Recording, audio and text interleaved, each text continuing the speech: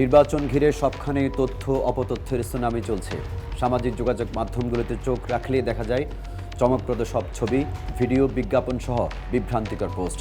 আর এর মধ্যেই হারিয়ে যাচ্ছে সত্য মিথ্যার সীমানা। সংবেদনশীল বিভিন্ন পোস্টকে কেন্দ্র করে দাবানলের মতো ছড়িয়ে পড়ছে উত্তেজনা, বাড়ছে সাম্প্রদায়িক বিদ্বেষ, নষ্ট হচ্ছে সামাজিক ভারসাম্য। কি করবেন আপনি? কিভাবে বুঝে নেবেন কোন খবরটি সত্য? এই গুরুত্বপূর্ণ বিষয় নিয়ে আমাদের আজকের বিশেষ আয়োজন ফ্যাক্ট চেকিং, গুজবের সমারোহে সত্যের অনুসন্ধান।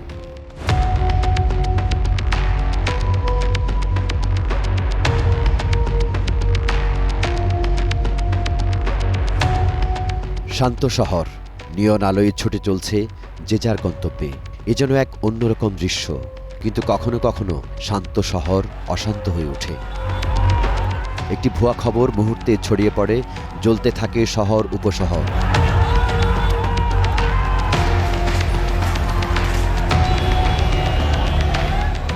সত্য মিথ্যা যাচাই না করে সহিংসতায় জড়িয়ে পড়ছে মানুষ। এর দায় কার?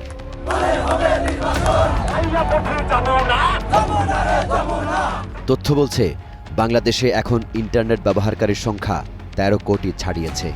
এর অর্ধেকেরও বেশি মানুষ নিয়মিত সামাজিক যোগাযোগ মাধ্যম ব্যবহার করেন। এই বিশাল ডিজিটাল ভুবনে একটি খবর, ছবি বা ভিডিও কয়েক মিনিটেই লাখো মানুষের কাছে পৌঁছে যায়। কিন্তু সমস্যা হয় যখন সেই খবরটি সত্য নয়, অথচ স্পর্শকাতর বা চরম সংবেদনশীল। সাধারণ মানুষ তা যাচাই না করেই নিজেদের প্রতিক্রিয়া জানিয়ে বসে। তাই জানতে হবে কিভাবে একটি খবরের সত্যতা যাচাই করে দেখতে হয়, কিভাবে করতে হয় ফ্যাক্ট চেকিং। ফ্যাক্ট চেকিংয়ের মূল উদ্দেশ্য হল মিথ্যা তথ্য প্রতিরোধ করা, গুজব, ভুয়া খবর, প্রোপাগান্ডা ইত্যাদি থেকে মানুষকে রক্ষা করা, বিশ্বস্ত তথ্য প্রচার করা, মানুষ যেন যাচাই করা বা সত্য তথ্যের উপর ভিত্তি করে মতামত গঠন করতে পারে। যারা এগুলির মধ্যে জড়িয়ে পড়ে তাদেরকে সতর্ক থাকার দরকার, যে এগুলি যেন সতর্কভাবে দেখে বুঝে যেন এগুলির মধ্যে যেন না জড়ায়। দেখা গেছে ভিয়েতনামের তথ্য দিয়া, পাকিস্তানের তথ্য দিয়া, আফগানিস্তানের তথ্য দিয়া আমাদের দেশে নানান পদের গুজব ছড়ানো হইতেছে যে ঘটনাটা এই দেশে ঘটছে। এটা সবসময় আমরা নাগরিক হিসাবে আমাদের দেশের জন্য খারাপ। আমরা নাগরিক হিসাবে এটা আমরা ঘৃণা জানাই। ভুয়া খবর রাজনীতি, অর্থনীতি, এমনকি সমাজের স্থিতিশীলতাকেও প্রভাবিত করছে। এটি গণতন্ত্রের জন্য হুমকি হয়ে উঠছে বলছেন রাজনৈতিক বিশ্লেষকরা। আগের ঘটনাগুলো খুব ভুলভাবে উপস্থাপন করে, মিথ্যা উপস্থাপন করে খুব দ্রুত গতিতে শেয়ারের মাধ্যমে ছড়িয়ে দেওয়া হচ্ছে। এবং এটাকে কেন্দ্র করেই আসলে মানুষ উত্তেজিত হয়ে আবেগের বশে তারা পরস্পর সংঘাতে লিপ্ত হচ্ছে। এটা তো অবশ্যই ঘটতেছে এবং এটা আরও হওয়ার সম্ভাবনা সামনের দিনগুলোতে বেশি বলে আমার মনে হচ্ছে।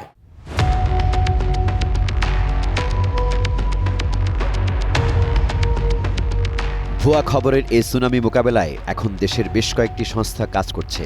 তারা প্রতিদিন অনলাইনে প্রচারিত ভাইরাল তথ্য যাচাই করে সত্য প্রকাশ করে। দুইটা ভিডিও এরকম আমরা দেখেছি যেগুলো হচ্ছে আসলে এআই জেনারেটেড কন্টেন্ট। একটাতে বলা হচ্ছিল যে বাংলাদেশি এক নারী, সে আসলে প্রাণনাশের হুমকিতে আছে, সে আসলে ভারতীয় হিন্দুদের কাছে সহায়তা চাচ্ছে।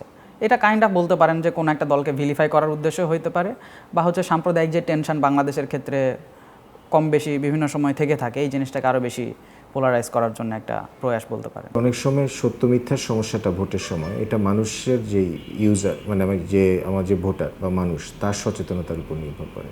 এই কারণে মিডিয়ার রোলটা হলো এগুলোকে একটু ছড়ায় দেওয়া এই সময়টাতে, যাতে মিডিয়ার তো অনেক দর্শক, অনেক অডিয়েন্স, তখন যেটা হয় যে মানুষ আর একটু সচেতন হয়। অনেকে ইচ্ছাকৃতভাবে পুরনো ছবি বা বিদেশি ঘটনার ভিডিও দিয়ে ভিন্ন বার্তা ছড়ায়।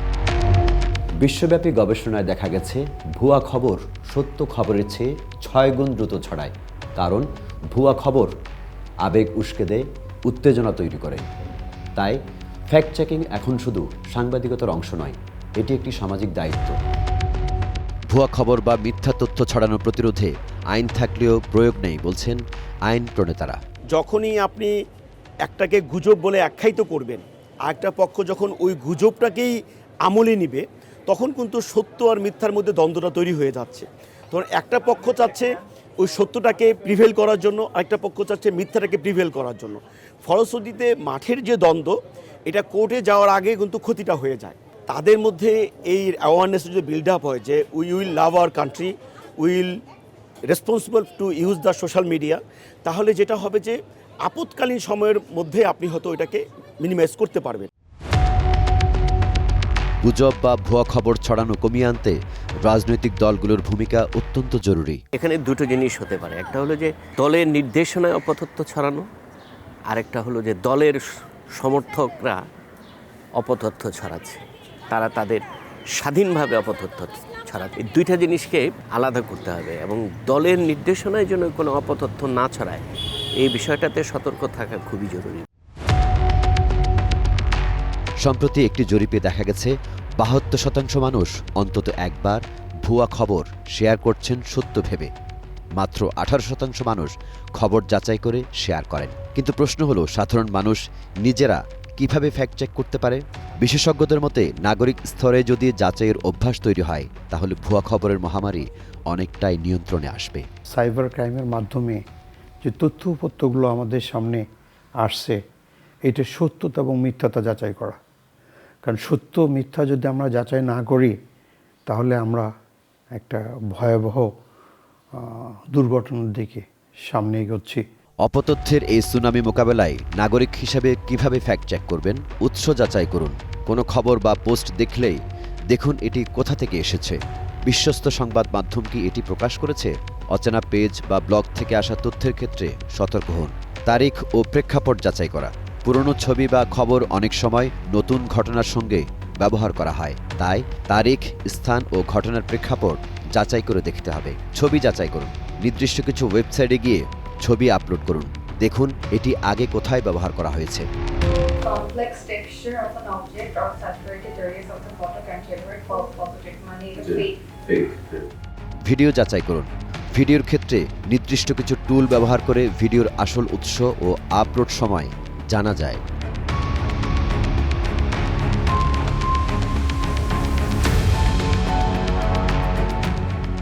ভাষা লক্ষ্য করুন। চমকে যাওয়ার মতো অবিশ্বাস্য খবর, এই ধরনের আবেগী ভাষা দেখলে সন্দেহ করুন। সত্য খবর সাধারণত সংযত ভাষায় প্রকাশিত হয়। সো এভাবেই আমরা এই ওয়েবসাইটে ইউজ করে যে কোনো নিউজ সত্যি না মিথ্যা সেটা খুব সহজেই যাচাই করতে পারবো।